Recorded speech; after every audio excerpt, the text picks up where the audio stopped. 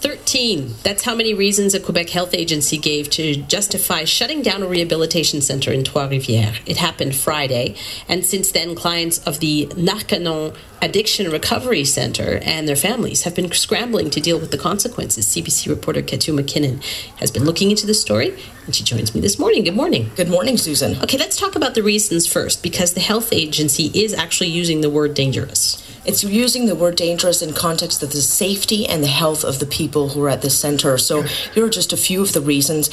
No evaluation of how serious the addiction is once the person is entered into the program.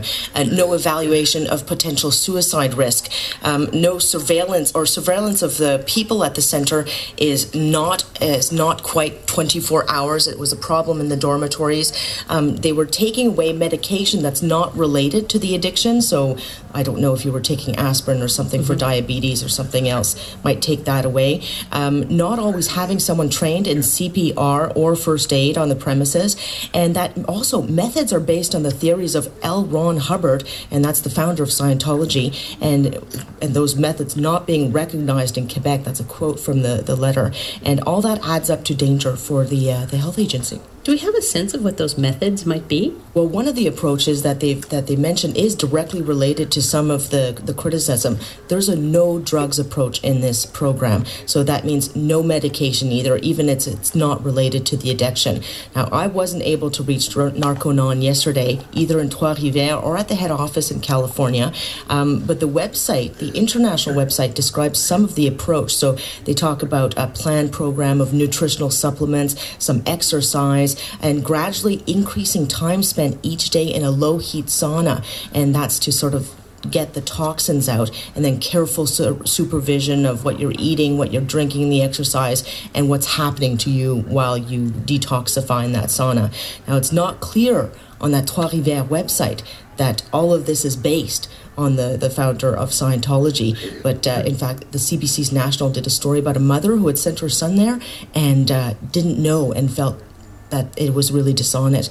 But the international Narconon website says it's a long-term rehabilitation program, 4 to 6 months, based on the, quote, secularized, and effective rehabilitation and detoxification methods developed by L. Ron Hubbard. Okay.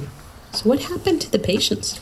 Well, I spoke with the family of one young man in his early 20s. He's actually still in the Narconon program. His family got him into a Narconon center in Michigan. This is without the help of the center in Trois-Rivieres. CBC is granting them anonymity in order to protect the young man's identity. I spoke with the mother of the young man and his uncle. They rushed there on the weekend because they found out Friday that it was shut down. They sort of thought about what was happening, and then they just said, what are we going to do? Let's go pick him up.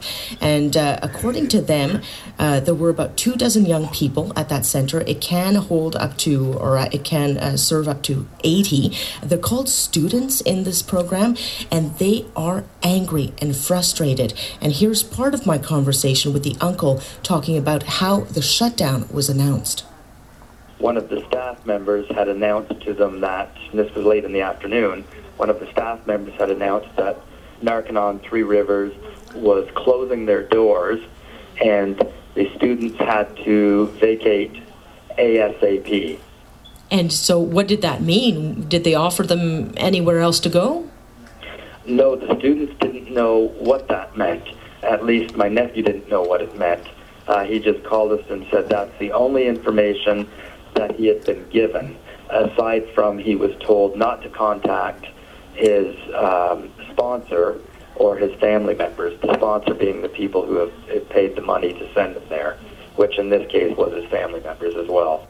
So that's the uncle of a young man from Ontario who had gone to the centre about a month ago. And he confronted the administration at the centre when he went to pick up his nephew and ended up photographing the letter from the health agency because Narconon said it was confidential, wouldn't show it to him at first, and then wouldn't give him a copy. So he pulled out his phone and took a picture of this letter, which had those 13 reasons for which the center was shut down because they weren't telling anybody. So that's how the access to the information has come. Exactly. You mentioned the young man is back in a Narconon program. Was there any sense of anxiety or hesitancy on the part of his mother about that after the experience they had in Trois-Rivieres? Not at all, and that's kind of interesting, because you'd think that they would have lost faith in the Narconon program, but they really haven't, and that's because a friend of her son's had kicked his prescription OxyContin drug habit, and the son was so impressed, and that's actually what had convinced him to go into the program for the first place. So she really believes in that. She says her son had been addicted for 18 months. He seems a little bit better now, and so she still has faith in this. And though neither she so essentially, neither she nor the son were turned off by the experience. He's still in Michigan, but she said that other people might be turned off because of this. And this is really all about the students as well as my son, that it's unfortunate it takes some of these students so long to get there and for this to happen to them. So she really blames the administration of this particular center, and that they really mishandled the situation. She tried to get her money back because... How much money are we talking about? $25,000. When she entered the program, when her son went into the program, it had actually gone up to 30, but because the friend had paid 25, they got the 25,000 price. And they had actually sent a check or whatever credit card for $15,000 of this.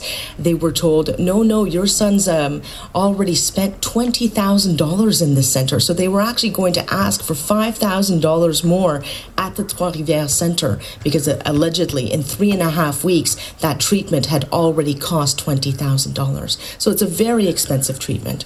So what happens now?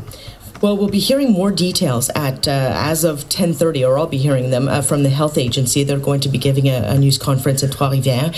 The family that I talked to said when they were there, and the last time they were there was yesterday morning, there were still 7 patients. And according to the health agency letter, a local rehab center was going to take some of them.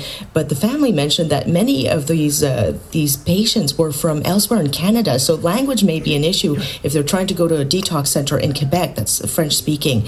And incidentally, there are 3 Narconon centers in Canada. This is the largest, but there is another one in Alberta and another one in BC. Very interesting stuff. Thanks, Ketu. You're welcome. Ketu McKinnon, our CPC reporter. And as you heard, Ketu following this morning should be hearing from the health agency. And needless to say, we'll bring you those details in the course of the day.